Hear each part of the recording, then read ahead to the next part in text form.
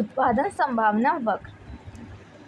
अब प्रश्न ये है कि कोई अर्थव्यवस्था कितनी वस्तुओं और सेवाओं को उत्पन्न कर सकती है, कितनी सेवाओं या वस्तुओं का प्रोडक्शन कर सकती है। और ये जो है वो इस बात पर निर्भर करता है कि एक अर्थव्यवस्था जो ए अर्थव्यवस्था जो है उसमें कितनी भूमि, श्रम व पूंजी कितनी मात्रा में उपलब्ध है। ठीक है। बी जो अर्थव्यवस्था है वे साधन कितने कार्यकुशल हैं। बी अर्थव्यवस्था में क्या आएगा कि साधन जो हैं वो कितने कार्यकुशल हैं, कितने स्किलफुल हैं। सी जो सा आ जाएगा उसमें आएगा समुदाय के पास उपलब्ध तकनीक का स्वरूप क्या है, कि जो प्रोडक्शन किया जा रहा है उसमें जो तकनीक है उसका स्वरूप क्या है। पर्यटन करने से संभव है आंतरिक भूमि को खेती योग्य बनाया जा सके। और इसमें क्या है, आंतरिक भूमि जो है, जो भूमि है अधिक से अधिक भूमि को खेती योग्य बनाया जा सके। जनसंख्या में वृद्धि द्वारा अधिक श्रम की प्राप्ति तथा पूंजी निर्माण से यंत्रों या पूंजीगत साजो सामान में वृद्धि की जा सके। और जनसंख्या में वृद्धि द्वारा जो अधिक श्रम है उसकी प्राप्ति की जा सके तथा पूंजी निर्माण से यंत्रों तथा पूंजीगत साजो सामान में वृद्धि की जा सकती है।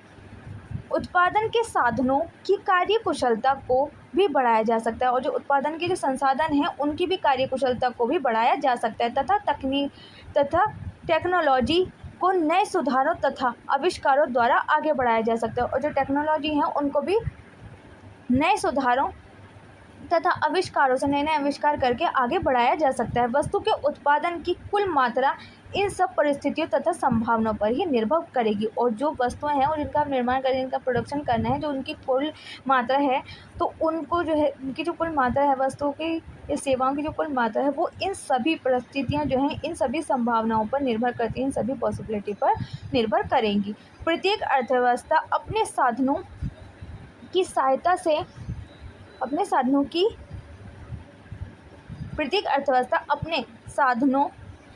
सहायता से वस्तु की एक निश्चित मात्रा उत्पन्न कर सकती है, क्योंकि उन्हीं साधनों को एक से अधिक वस्तुओं के उत्पादन में प्रयुक्त किया जा सकता है, क्योंकि वही जो साधन हैं उन्हीं को एक से अधिक वस्तुओं के उत्पादन में प्रयुक्त किया जा सकता है। इसलिए साधनों को एक वस्तु से दूसरी वस्तु की ओर स्थानांतरित करके वस्तुओं के विभिन्न मिश्रणों का उत्पादन किया जा सकता है। प्रत्येक मिश्रण का एक निश्चित उत्पादन संभावना का प्रतिनिधित्व करता है, यानी कि एक ही वस्तु जो है उसको कई प्रकार से वस्तु का उत्पादन किया जा सकता है। यानी कि जो खेती गाय की होती है, धान की खेती होती है, गेहूं की खेती होती है, लेकिन गेहूं से क्या बनता है, आटा बनता है। आटे से ही कितने प्रकार की चीज़ें बनती है, ब्रेड बनता है, आटे की रोटी बनती है, या कई प्रकार की चीज़ें बनती हैं एक गेहूं से ही। तो इसी प्रकार से क्या है कि उन सभी का मिश्रणों का भी उत्पादन किया जा सकता है। प्रत्येक मिश्रण एक निश्चित उत्पादन संभावना का प्रतिनिधित्व करता है, और प्रत्येक जो मिश्रण होता है, मिक्सचर होता है, वो एक निश्चित उत्पादन संभावना का प्रतिनिधित्व करता है। भारत में गेहूं तथा कपास के उत्पादन की संभावनाओं को समझने के लिए हम एक साधारण सा उदाहरण लेते हैं। अब हम किसका उदाहरण लेंगे, गेहूँ और कपास का उदाहरण लेंगे समझने के लिए। जैसे कि आप ये डायग्राम में भी देख सकते हैं, तालिका दी गई है 1.1 गेहूं तथा कपास के उत्पादन के वैकल्पिक संभावनाएं।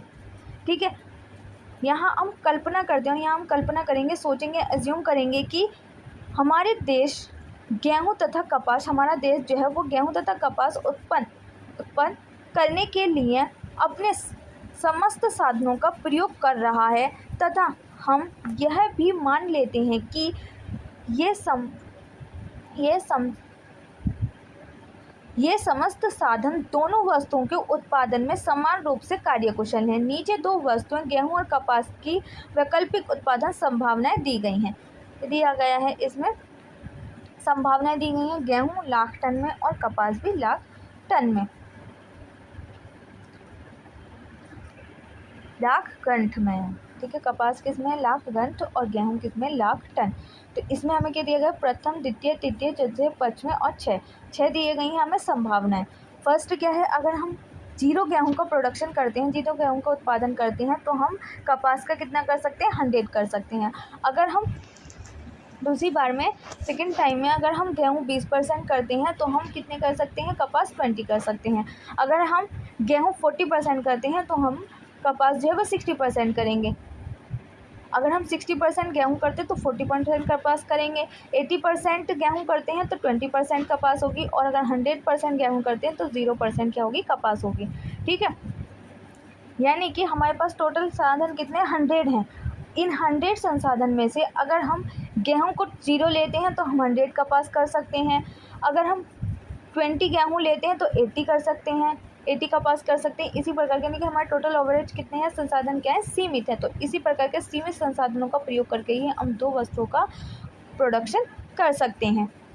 आप यहाँ पर 2 अंतिम छोर की संभावनाएं, प्रथम व छठी देख सकते हैं, यानी आप प्रथम देखेंगे, छठी देखेंगे। ठीक है, फर्स्ट में क्या दे रखा है, अगर हम फर्स्ट देखें तो इसमें हम 0 गेहूँ का उत्पादन कर रहे हैं, लेकिन हम कपास जो है वो 100% कर रहे हैं। उसी प्रकार से हम छठी देखते हैं तो उसमें हम देखेंगे, यानी कि 6th देखते हैं हम, तो उसमें क्या है कि हम 100% अगर गेहूँ का प्रोडक्शन करते हैं तो 0% कपास का उत्पादन करेंगे। प्रथम संभावना के अनुसार भारत यदि सभी साधन कपास के उत्पादन में लगाए तो कपास की केवल 100 लाख गांठें उत्पन्न कर सकते हैं, और छठी संभावना यह प्रदर्शित करती है कि भारत अपने संपूर्ण साधनों से केवल 100 लाख टन गेहूं उत्पन्न कर सकता है। इन दोनों अंतिम छोरों की संभावनाओं के बीच गेहूं और कपास की विभिन्न मात्राएं उत्पन्न की जा सकती हैं। उदाहरण के तौर पर दूसरी संभावना के अनुसार देश की कपास की 80 लाख गांठ 20 लाख टन गेहूं पैदा कर सकती है। तृतीय संभावना 60 लाख गांठें कपास और 40 लाख गेहूं का उत्पादन व्यक्त कर सकती है। ठीक है, उसी प्रकार 20 लाख करेगी तो वो 80% हो जाएगा, वो 80% हो जाएगा तो वो 20% हो जाएगा। इसी को हम डायग्राम की संभावना से भी समझ सकते हैं। डायग्राम बनाएंगे, डायग्राम में आपको यहाँ क्या लिखना है, कॉटन, इस वाली लाइन पे क्या आ जाएगा, कॉटन, और इस वाली लाइन पे क्या आ जाएगा, गेहूँ। ठीक है, तो 20, 40, 60, 80 और 100, और हमारा क्या यहाँ आ जाएगा ABC। तो क्या बन जाएगा हमारा, क्या अगर हम यहाँ भी क्या लिखेंगे 20, 40, 80 और 100। तो अगर हम 20 का प्रोडक्शन करते हैं तो हम यहाँ क्या 100 का प्रोडक्शन कर लेंगे, अगर ये सब 40 करते हैं तो ये 60 हो जाएगा। इसी प्रकार के शाम का डायग्राम पूरा ड्रॉ हो जाएगा। उपयुक्त रेखा चित्र को बनाने का तरीका, पहले OX तथा OY रेखाओं को खींचेंगे। पहले क्या करेंगे, हम OX रेखा को खींचेंगे और OY रेखा को खींचेंगे। X कौन सी होती है हमारी, ये होती है, नीचे वाली क्या होती है हमारी X रेखा होती है, X एक्सिस होती है, और ऊपर वाली क्या होती है, Y एक्सिस होती है। ठीक है, तो ये होती किससे स्टार्ट है, 0 से, 0 से। ठीक है, तो हम दोनों रेखाओं को ड्रॉ कर लेंगे और इसी अकॉर्डिंग शीर्ष पर X एक्सिस पर व्यक्त किया जाएगा। कपास को जो है वो Y एक्सिस पर रखा जाएगा और गेहूं को X एक्सिस पर रखा जाएगा।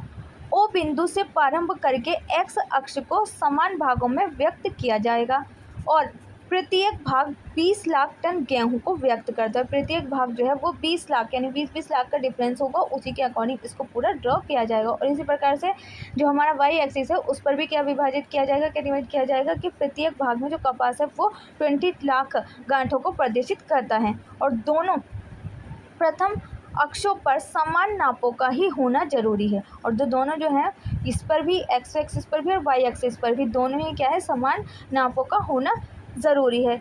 यदि हमने ऐसे अपनी सुविधा के लिए मान लिया है इस उदाहरण में उत्पादन संभावना जो है कपास 100 गांठें तथा गेहूँ 0 मात्रा में है। उपरोक्त चित्र में इसे A से दिखाया गया है। किसे दिखाया गया है, A यानी कि A से दिखाया गया है, इसे ड्रॉ किया गया है। फिर 20 लाख टन को B से ड्रॉ किया, फिर C, D, E, F, इसी प्रकार से इस पूरे को ड्रॉ किया गया है। अब डायग्राम को देख सकते हैं। अगर कुछ भी आपको इसमें समझ नहीं आता तो आप मुझे कमेंट बॉक्स में बता सकते हैं। तालिका पे रेखा चित्र पर ध्यानपूर्वक विचार कीजिए। AF वक्र नीचे की ओर जा रहा है। इसका स्वरूप यह व्यक्त करता है कि यदि एक समुदाय अधिक गेहूं चाहता है तो ऐसा वह केवल कपास की मात्रा कम करके ही प्राप्त कर सकता है। इससे क्या समझ में आता है कि अगर एक समुदाय जो है वो गेहूं का प्रोडक्शन ज़्यादा अधिक प्रोडक्शन चाहता है गेहूं का, तो उसको क्या करना पड़ेगा, कपास है उसका प्रोडक्शन कम करना पड़ेगा। जब भी क्या होगा कि गेहूं की अधिक मात्रा उपलब्ध हो सकती है। अगर कोई समुदाय जो है वो कपास को अधिक चाहता है तो उसे गेहूं का प्रोडक्शन जो है वो कम करना होगा, क्योंकि क्या है, संसाधन क्या है, सीमित है। हम एक टाइम में एक ही चीज़ को ज़्यादा प्रोडक्शन या कम प्रोडक्शन कर सकते हैं। क्या है, क्योंकि हमारे पास वस्तु क्या है, हम सब्स्टिट्यूट कर सकते हैं जब भी हम प्रोडक्शन कर सकते हैं। रेखा चित्र AF एक सीधी रेखा है जो यह बतलाती है कि गेहूं की जितनी अधिक मात्रा बढ़ जाएगी, कपास की मात्रा उतनी ही कम करनी पड़ेगी। और ये A और F जो है वो क्या दर्शाती हैं, हमें क्या बताती हैं कि हमें अगर हम गेहूं की मात्रा को अधिक करते हैं तो कपास की मात्रा हमें कम करनी होगी, अगर हम कपास की मात्रा को अधिक करते हैं तो हमें गेहूं की मात्रा कम करनी होगी। क्योंकि हमने यह कल्पना की है कि उत्पत्ति के साधन कपास तथा गेहूं के उत्पादन में एक जैसे कार्य क्षमता रखते हैं। सामान्य वास्तविक जीवन में उत्पादन संभावना वक्र एक सीधी रेखा के बजाय O बिंदु से अवतल वक्र होता है। अगर रियलिटी में देखें तो हम जो है वो जो उत्पादन संभावना वक्र है, PPC वक्र है, PPC कर्व है, वो बिंदु से अवतल वक्र होता है। अवतल वक्र सीधी रेखा वाले वक्र की अपेक्षा O बिंदु से दूर रहता है। रेखा चित्र 1.2 में यह स्पष्ट देखा जा सकता है कि एक अधिक वास्तविक उत्पादन संभावना वक्र वे तालिका निम्न प्रकार से होगी, यानी कि जो उत्पादन संभावना वक्र है वो इस प्रकार से अवतल होता है। ठीक है, इसमें भी क्या दे रखा है कि 0% गेहूँ है तो 100%, 40 है तो 90,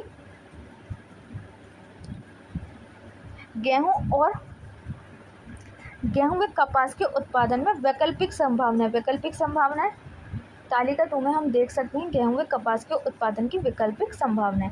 इसमें क्या है, अगर 0% गेहूं है तो 100% तो कपास होगी, लेकिन अगर हम 20% करते हैं, 20 टन गेहूं करते हैं तो उसमें हम 90 गांठ कपास की कर सकते हैं। 40 करते हैं तो 75, 60 है तो 55, 80 है तो 30, 100 है तो 0। 100 पर आकर दोनों ही 0 हो जाएंगे A और F में। ठीक है, उत्पादन संभावना वक्र अवतल वक्र है। ये कौन सा वक्र है, अवतल वक्र, कनकेव कर्व के रूप में है।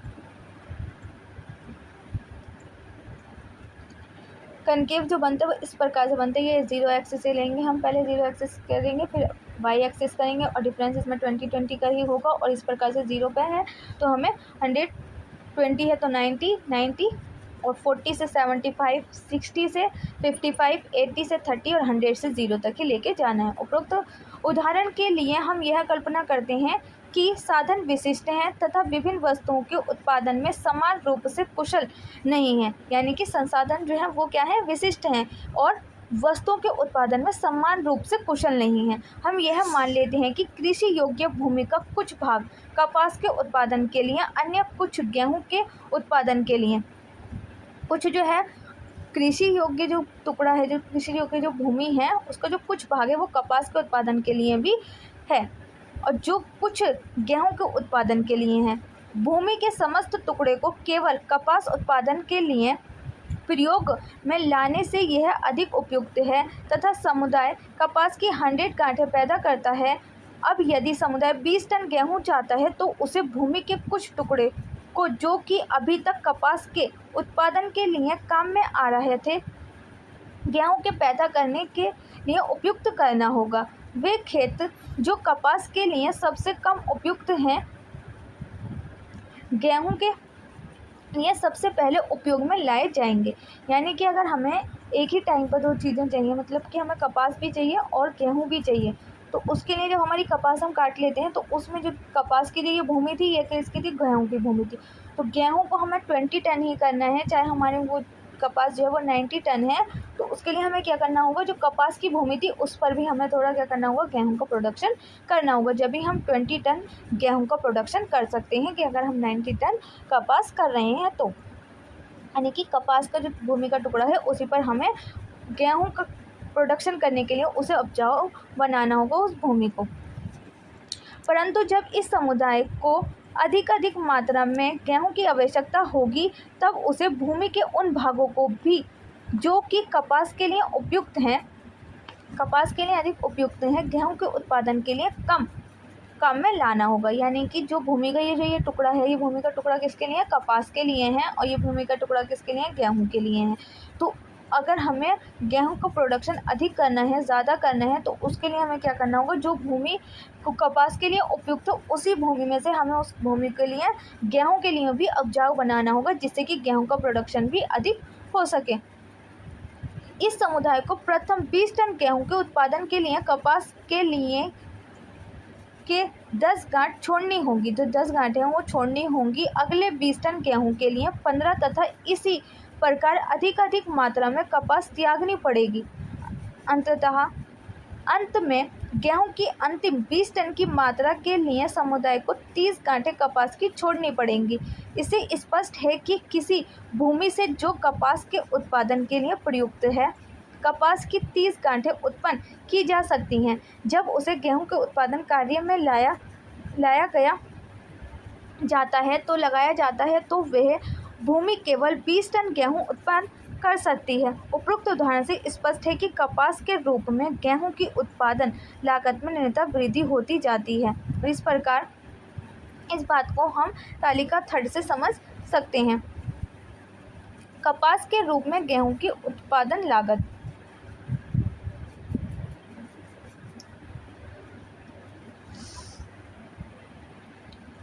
संभावना प्रत्येक 20 टन आंतरिक गेहूं के उत्पादन की लागत कपास की गांठों में।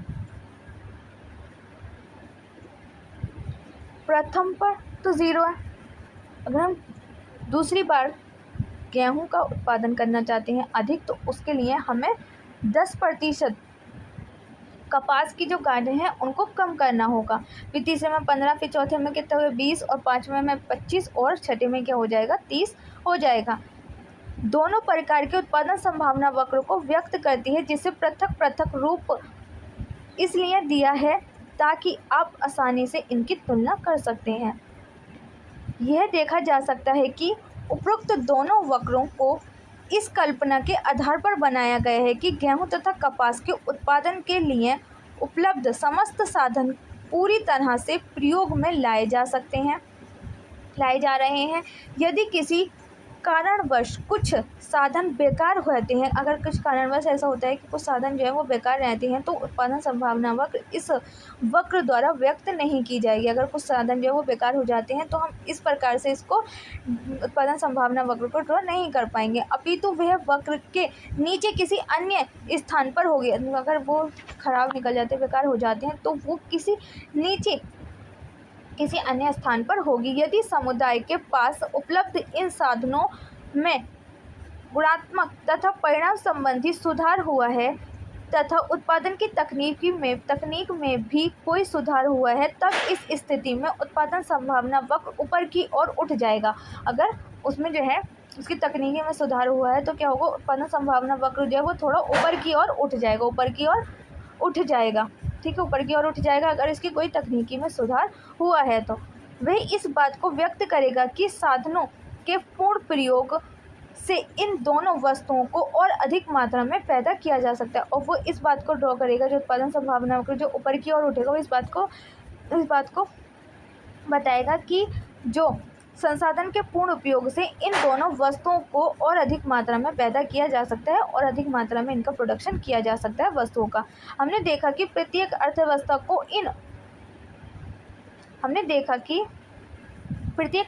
को उन विभिन्न प्रकार की वस्तुओं तथा सेवाओं में से चुनाव करना पड़ता है जिसका कि उपलब्ध साधनों से उत्पादन किया जा सकता है। ऐसे उपलब्ध साधनों के सीमित होने के कारण होता है, क्योंकि उपलब्ध साधन किस कारण होता है कि उपलब्ध साधन जो है सीमित है, इसी के कारण ऐसा होता है। साधनों के कई वैकल्पिक प्रयोग होते हैं, और जो साधन है उनके कई वैकल्पिक प्रयोग होते हैं। यदि इन्हें एक ही प्रकार की वस्तुओं के उत्पादन के लिए प्रयोग में लाया जाता है तो वे अन्य वस्तुओं के उत्पादन के लिए उपलब्ध नहीं होंगे। जो साधन जो है वो वैकल्पिक होते हैं, अगर हम एक ही प्रकार की वस्तु के लिए उनका प्रोडक्शन करे जाएंगे, उनको यूज़ करे जाएंगे, तो जो दूसरे प्रकार की हमें वस्तु करनी है उनके लिए वो उपयुक्त नहीं रहेंगे, उपलब्ध नहीं रहेंगे, वो खत्म हो जाएंगे, क्योंकि साधन क्या है, सीमित है। उत्पादन संभावना वक्र यह बताता है कि साधनों की एक निश्चित मात्रा की सहायता से वस्तुओं के किन किन मिश्रणों को उत्पादन किया जा सकता है, और संसाधनों की एक उत्पादन संभावना वक्र जो है वो यह बताता है कि संसाधनों को एक निश्चित मात्रा की सहायता से, एक निश्चित मात्रा है उसी की हेल्प से वस्तुओं की किन किन मिश्रणों का मिश्रण जो है उनका मिक्सचर का उत्पादन किया जा सकता है, प्रोडक्शन किया जा सकता है। उत्पादन संभावना वक्र सीधी रेखा तथा अवतल वक्र, सीधी रेखा और अवतल वक्र के द्वारा ये डायग्राम दिया गया है उत्पादन संभावना वक्र का पीपीसी कर्व का। क्या इम्पोर्टेंट है, इसने इसको अच्छे से कर लेना है। मैंने पहले भी बताया था कि मोस्ट इंपॉर्टेंट टॉपिक है, इसने इसको अच्छे से करना है कि अवतल वो तो सीधी रेखा है तो क्या प्रोडक्शन करना है, किस प्रकार से प्रोडक्शन करना है और किसके लिए प्रोडक्शन करना है, ये सभी टॉपिक आपके इम्पोर्टेंट हो जाते हैं। नेक्स्ट वीडियो में करेंगे हम उत्पत्ति का कर्मगत हास्य नियम, लॉ ऑफ डिमिनिशिंग रिटर्न्स, ये भी आपका इम्पोर्टेंट टॉपिक है, इसलिए वीडियो में अंत तक बने रहें। वीडियो आपको कैसे लगी कमेंट बॉक्स में लिखकर ज़रूर बताना। आज की वीडियो में बस इतना ही, मिलते हैं नेक्स्ट वीडियो में।